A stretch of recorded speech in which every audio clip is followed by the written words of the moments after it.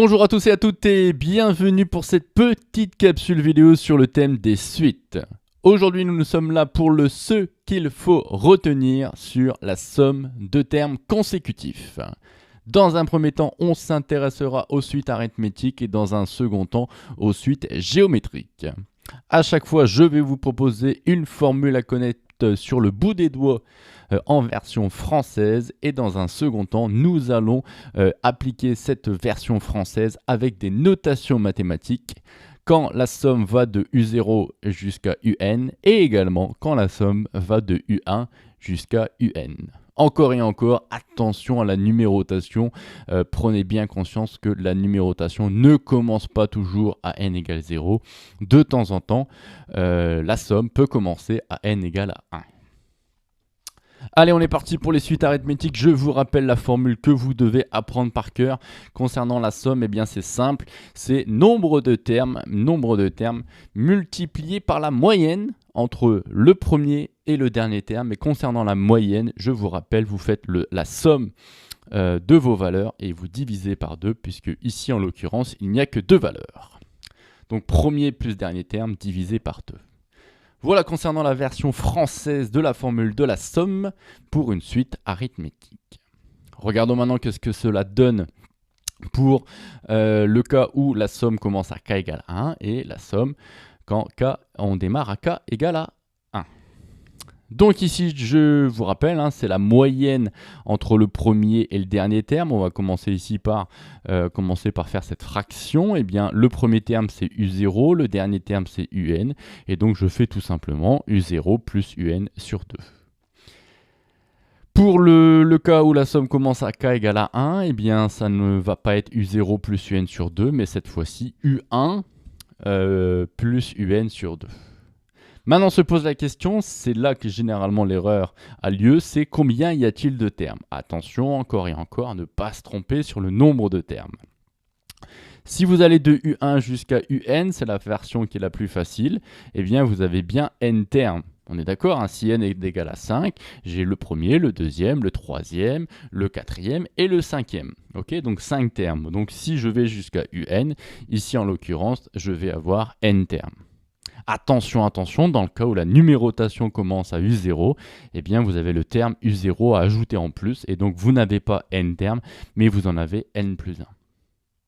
Petit rappel concernant la notation avec les sigma qui ont fait leur apparition en classe de terminale, donc au niveau de... Les notations, il va falloir faire attention. Je rappelle que nous sommes en train d'ajouter les U indice K, donc j'ajoute les U indice K. Le K démarre à K égale 0. Donc c'est ce que j'écris ici en dessous de mon sigma. Et on termine à k égale à n. C'est ce que j'écris au-dessus de mon symbole sigma. Concernant la manière de le dire, eh bien on dit que c'est la somme des u indice k pour k allant de 0 jusqu'à n. Ici, on fait exactement la même chose, donc on ajoute également les u indice k, pour cela ça n'a strictement rien changé, et la seule différence c'est que nous allons démarrer la somme à k égale à 1. Si c'est clair pour vous concernant les suites arithmétiques, eh bien passons tout de suite aux suites géométriques. Concernant les suites géométriques, eh bien, la formule n'est pas la même puisque nous n'allons pas nous intéresser ici au nombre de termes devant, mais ça va être le nombre de termes, le premier terme, qui sera intéressant à mettre devant. Et le premier terme, eh bien, nous allons le multiplier à 1 moins q à la puissance nombre de termes divisé par 1 moins q. Ok, là, le nombre de termes ici sera indiqué en exposant. Ça paraît logique parce qu'en réalité, si vous regardez vos formules sur les suites géométriques, eh bien, le fameux n qui représente généralement le nombre de termes, eh bien, se met en puissance. C'est U0 fois q à la puissance n. En revanche, dans le cas des suites arithmétiques, on fait bien n fois la raison r. Donc c'est logique que le n soit ici en multiplication. Voilà concernant la version française de cette formule de la somme de termes consécutifs pour une suite géométrique. Je vous rappelle qu'elle n'est valable que si la raison q est différente de 1 pour éviter de diviser ici par 0. Bon, petite parenthèse avant de terminer les notations mathématiques. Effectivement, si Q est égal à 1, on peut réfléchir un petit peu à ce qui va se passer. Si Q égale 1, c'est-à-dire que je passe mon temps à multiplier par 1. Aux dernières nouvelles, multiplier par 1, ça change strictement rien. Et donc, en réalité, en fait, on va faire U0 plus U0 plus U0 plus U0 plus U0. Si vous le faites 10 fois, en fait, votre somme, c'est 10 fois U0. Ok, donc bon, ça j'espère que vous le savez. Et concrètement, dans les exercices, vous n'aurez quasiment jamais cette situation à étudier. On y va pour la version en notation mathématique. Donc ici, ma numérotation commence à k égale 0. Et c'est-à-dire qu'au niveau de mon symbole somme, je mets k égale 0 et à la fin k égale n pour la fin. Et ici, on va démarrer à k égale 1. Il y a une petite erreur ici au niveau de la notation, c'est pas un p, mais c'est un 1. Et on est parti pour l'application de notre formule. Le premier terme pour ici, c'est notre ami U0. Et ici, petite différence, c'est notre ami U1. On va pouvoir recopier maintenant la grande fraction et se poser la question du nombre de termes. Donc c'est exactement la même réflexion qu'on a eue au-dessus pour les suites arithmétiques. Si nous allons de 1 jusqu'à n, c'est assez facile, puisqu'il y a n termes.